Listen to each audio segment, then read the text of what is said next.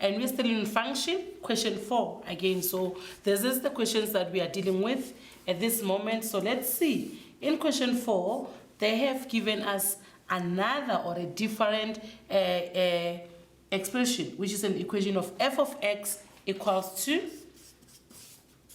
2 to the negative x plus 1. If you remember the previous one, we were dealing with the hyperbola. Now we are dealing with exponent.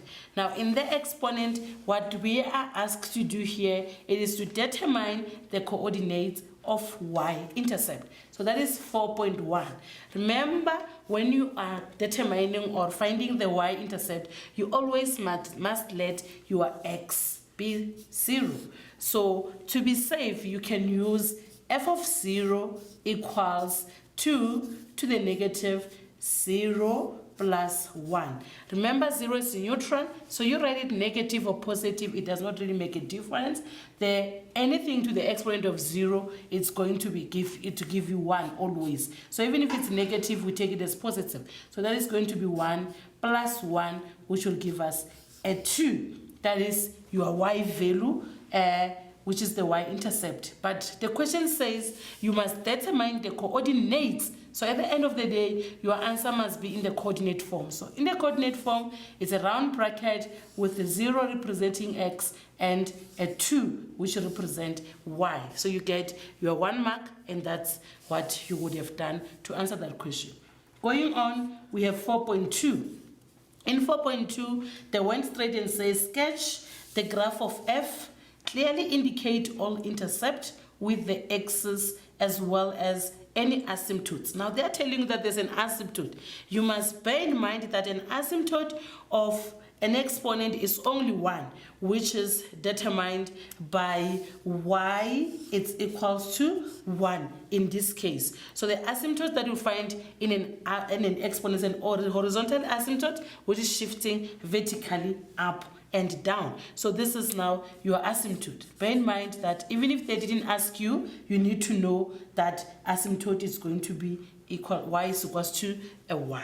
Okay, if you have to find the x-intercept, you can see, or you will quickly see that there's no x-intercept, because if you put y to be 0, you will have 0 equals to 2 to the negative x plus 1, for which you will have 2 to the negative x can be written as 1 over 2 all to the power x, which is a decreasing graph in terms of exponent. This is equals to minus 1.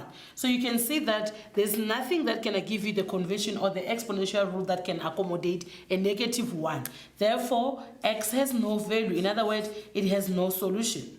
Meaning that your graph will never touch or cut at the x-axis line y is equals to 0. So, matrix, let us draw now the graph that we asked to, which is consisting of 3 marks. It's actually 3 marks that you can all collect if you are careful of what you are writing. So this is our Cartesian plane. Always label so that you don't confuse the marker, so that they remember that you know where your x-axis and your y-axis is. We just calculated in 4.1, you can see that our y-intercept, it's 2. So where y is equals to 2, it is where you have your y-intercept. So that's the point whereby your graph will have to touch. And we just have at the beginning to say that our asymptote is going to be x equals to, y is equals to a 1. So in the line y, you will have to draw that asymptote. Usually we use the dotted lines to represent asymptote so that it does not interfere with the lines of the graphs. So this is our asymptote, and we label it y equals 1. Now, as drawing the graph here, you have to bear in mind that the 1 over 2 to the exponent x means decreasing. In other words, as x is increasing, your y is going to decrease. As x is moving from the left to the right, your y is going to go down. So that's how you're going to draw your graph. But make sure that this graph, doesn't matter what happened, it does not touch the line of an asymptote, which is the line y equals to 1. And in this way, you have now completed what they wanted you to draw, and you have drawn the graph of f of x. Label it, and voila, you have your 3 marks. Okay, matrix, we are continuing in the question 4, for which we just have drawn the graph.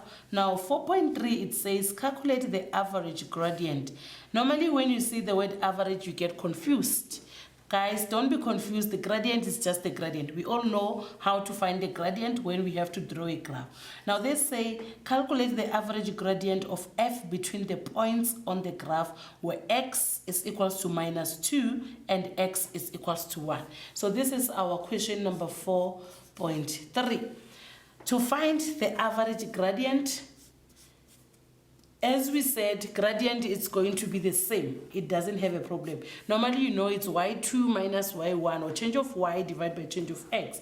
Now here, because you know y is the same as f, we're gonna use f.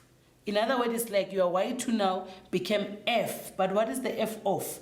The second x value that is given to you, which is 1. So it's f of 1 minus f of -2, which represent your y2 and your y1, divide by the values, which is 1 minus -2. Now one will say, how do I find f of 1? To find f of 1, matrix, you take your equation that was given as f of x equals to 2 to the negative x plus 1. So you substitute your x by 1, and then you will find your f of 1. So this is 2 to the power -1 plus 1. Remember, this is the same as 1 over 2 plus 1. While using your calculator, you'll have this as, it's going to be 3 over 2 in your calculator. So that is your f of 1. While your f of 2, or f of -2, it's going to be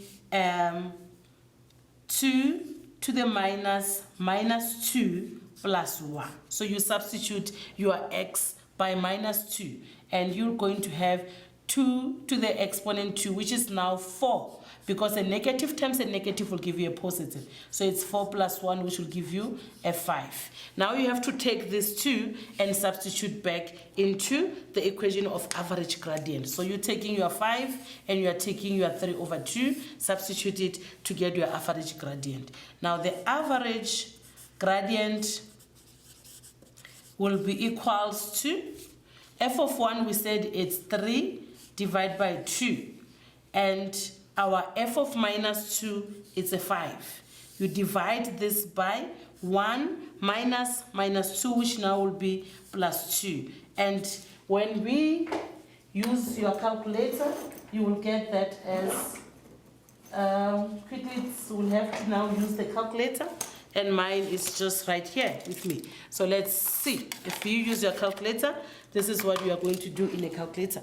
You are going to go to your fraction button, you press it, and because you have 3 over 2 as a fraction, you press the fraction button again. So you have your 3 and divide by 2, you move it to the side, and then you press -5. So that's how you will do it. Divide by 1 plus 2, which is a 3, and it gives you, let's see, it gives you a -7 over 6. So your answer, or your average gradient, is -7 over 6. In other words, you have a negative gradient in a way. So you must put your calculator next to you to make sure that you get it right. Okay, and that is 3 marks, so you get your full 3 marks.